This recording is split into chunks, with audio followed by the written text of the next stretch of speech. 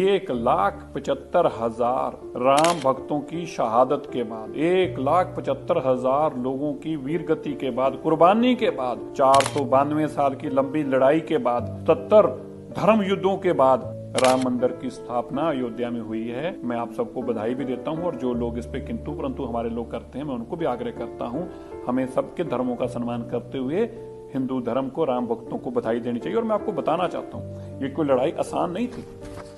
जो लड़ाई देश के प्रधानमंत्री ने आपको जीतकर नरेंद्र मोदी जी ने दी है, प्रभु राम ने ये शायद उनसे सेवा लेनी थी, वरना 492 साल तक भी कोई छोटे लोग इस लड़ाई को नहीं लड़ रहे थे। मैं याद करा दूं, 1528 में जब बाबर ने पहली बार यहाँ पर मंदिर को तोड़ने का काम किया, ये मंदिर इतना मजबूत था कि तोपों के साथ इसको तोड़ने का काम किया गया। और उस वक्त भी हिंदू बहुत लड़े और हजारों की तादाद में तब भी हिंदुओं की शहादत हुई, लेकिन वो अपना मंदिर नहीं बचा पाए। इसके बाद इसी मंदिर को बचाने के लिए पार्टी नरेश मेहताब सिंह को जब पता चलता है, तो मेहताब सिंह इस मंदिर को बचाने के लिए निकलते हैं और 17 दिन तक इस लड़ाई को लड़ते हैं।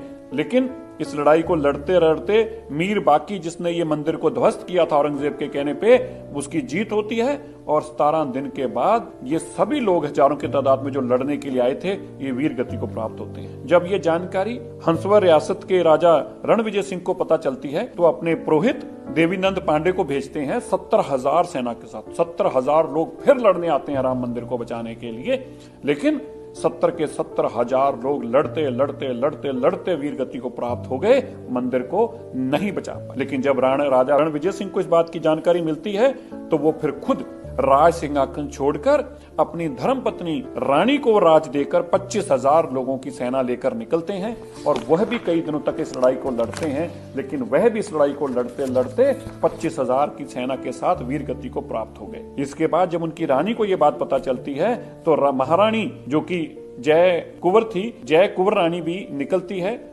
और अपने साथ स्वामी महेश्वरानंद को लेती है, जो उस वक्त के बहुत बड़े स्वामी थे। वो संतों महंतों की, राम सेवकों की बहुत बड़ी टोली इकट्ठी करते हैं और इस लड़ाई को लगातार लड़ते हैं और इतनी लंबी लड़ाई लड़ी जाती है, महीनों तक ये लड़ाई लड़ी जाती है।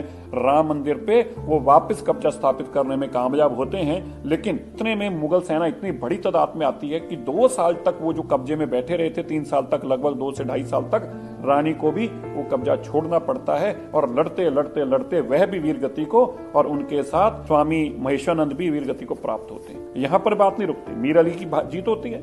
इसके बाद अकबर का जमाना आ जाता है। अकबर ने बीरबल के कहने पे, और आपने नाम तो सुना है, एक बहुत बड़ा नाम हम सब लोगों को सुनते रहे हैं, टोडरमल जी का। टोडरमल जैन जो बहुत बड़े व्यापारी थे अकबर के समय में भी, उनके कहने पर यहाँ पे एक मंदिर की स्थापना की जाती है कि मस्जिद के साथ एक छोटा मंदिर बना दिया जाए और ये मंदिर चलता रहता है। और इसके बाद ये मंदिर इसी तरह चलते चलते समा आ जाता है शाहजहां का। शाहजहां भी इस मंदिर को इसी तरह रहने देते हैं और इसकी पूजा होने देते हैं। लेकिन जब औरंगजेब का समय आता है, तो औरंगजेब अपने सिपाहसलार जाबाज खान को मंदिर को नष्ट करने के लिए फिर से भेजते हैं और अयोध्या में फिर से परशुराम मठ के लोगों के साथ ये लंबी लड़ाई चलती है। लेकिन इस लड़ाई में जाबाज खान को मार दिया जाता है। औरंगजेब को जब पता चलता है 1664 में, औरंगजेब फिर से अपनी एक बहुत बड़ी सेना भेजता है और इस मंदिर के चबूतरे को गिरा दिया जाता है और मंदिर को ध्वस्त किया जाता है।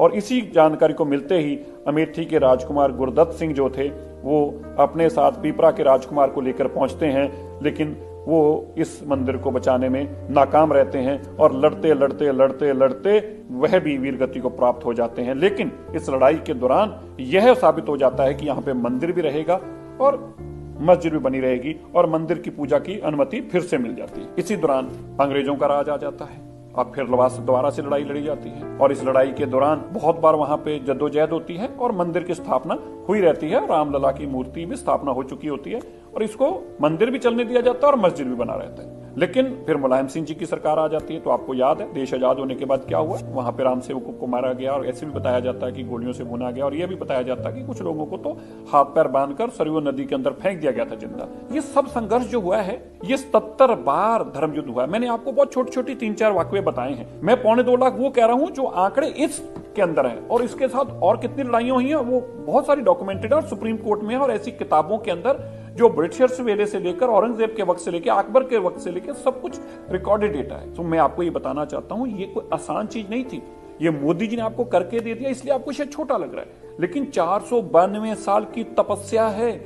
लाखों लोगों की खून और शहादत है वहां पर। और इतनी लड़ाई लड़ने के बाद ये राम मंदिर की स्थापना होती है। मैं सबसे आग्रह करना चाहता हूं, हमें सब लोगों का धर्मों का सम्मान करना चाहिए।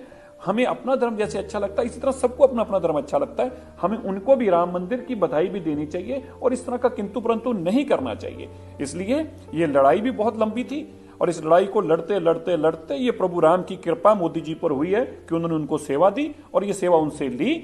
और ये 492 साल की लड़ाई, 77 से ज्यादा जो धर्मयुद्ध लड़े गए, 2.25 लाख से लोग ज्यादा मारे गए और ये तपस्या करते करते करते अंत में जाकर ये प्रभु राम जी का वहां मंदिर बनता है और प्रभु राम जी की प्राण प्रतिष्ठा होती है, जिसके लिए मैं आप सबको बधाई देता हूं। और जरूर इस वीडियो को आगे भी शेयर कीजिएगा।